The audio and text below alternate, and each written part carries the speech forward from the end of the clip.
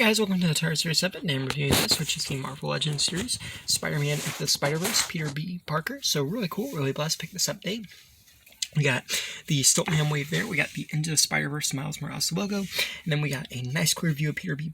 Parker in box, and then we have Spider-Man Into the Spider-Verse. And we have Peter B. Parker written there. I've said that name so many times. And the reason why it says Peter B. Parker instead of Peter Parker is just to help you kind of like know which one's different and know the difference between the two characters who share that name in the movie. So up here we have $2.99, and on this side, or $22.99. I don't know why I said $2.99. Then we got some cool artwork of Spider-Man on the sides. I did find this one at GameStop, so that was pretty cool. And then on the back we have some really cool artwork of Peter from the movie, a bio, and the other characters in the wave. Let's open this up.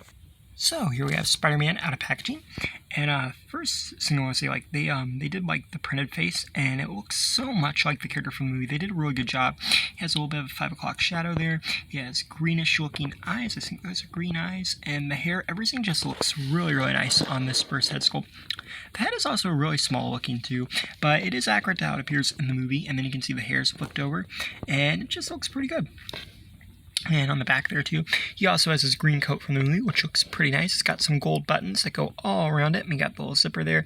You can see the Spider-Man emblem, which is very neat. And then it also has these web lines. Now, what's really cool is the webs are actually molded. You can also see some blue and red in there as well, but I like the molded web designs, and it almost makes you wish they had done the full suit from the movie, but either way, that's really interesting. And I'm curious to see if they had maybe like put the spider on the back of his suit, but I can't really seem to get the jacket loose. And then moving down, you'll notice he does have the two different mismatched shoes from the movie, so that's kind of cool. And then also the sweatpants. So that's pretty cool. And we do get a second head with this, which is Peter about to put on his mask. And as you can see, he's got a little bit of like a smirk there. You can see his eyebrows. It looks pretty nice. And then you have the spider mask on top with the eyes that look really nicely. And then you can see how the hair kind of comes over in the back. I'm not going to lie, I actually really like this.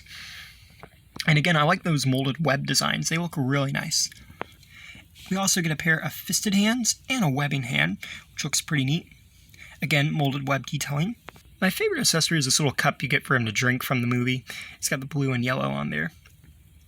And he does have a grip hand for the cup.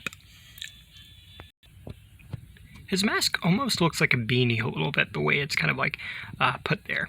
But it does look pretty cool, actually.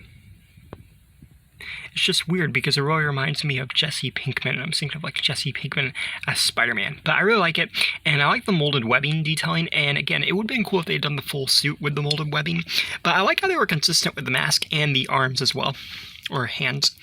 Now, interestingly enough, in terms of articulation, this figure features pinless joints on both his arms and legs, so that's pretty cool. And we've seen that on a couple of the figures. They'll just have like one or two, but this has all of them. Both hands and legs, so that's neat. In terms of articulation, he's got a 360 at the head. He can look up and down. He's got 360 of the arm, swing of the shoulder. Yeah, 360 there. And he has double joint elbows that are a little stiff, but do move eventually better. You got 360 at the wrist, and they're on hinges. You got a 360 at the torso. You also have that abdomen joint there. The legs will kick forwards, backwards, and outwards. They're a little bit hindered by this, but that's fine. You got a 360 if we almost lost the camera. And you got double joint knees, but again, kind of stiff on these. Kind of worried about the knees a little bit, but probably just need to move them around. And the feet move up and down and go side to side. And then it's kind of interesting because of how they did this with the shoe here. I just think that's really cool, the different shoes. And they both have treads on them, so that's nice. Here's a comparison with the MCU Spider-Man and the Fox movies Wolverine. And as you can see, this one's pretty close to Wolverine's height, but he's a little bit taller than MCU Spider-Man. And then here's a comparison with the Sony kind of universe of Marvel characters, Venom. Let's move this around so Venom's got a nice place to stand. And as you can see, Venom's more massive compared to everybody. But yeah, I think this is really interesting. And one thing I like here is, Wolverine and Venom and Into the Spider-Verse characters, we are really getting them expanding upon just the comic books and movies. Like, how cool would it be if they did a Lou Ferrigno Hulk? Like, I know they'll never do that, but wouldn't that be pretty cool? And I'm glad to see that they're starting to expand a little bit more. Like, maybe an Agents of S.H.I.E.L.D. series too one day.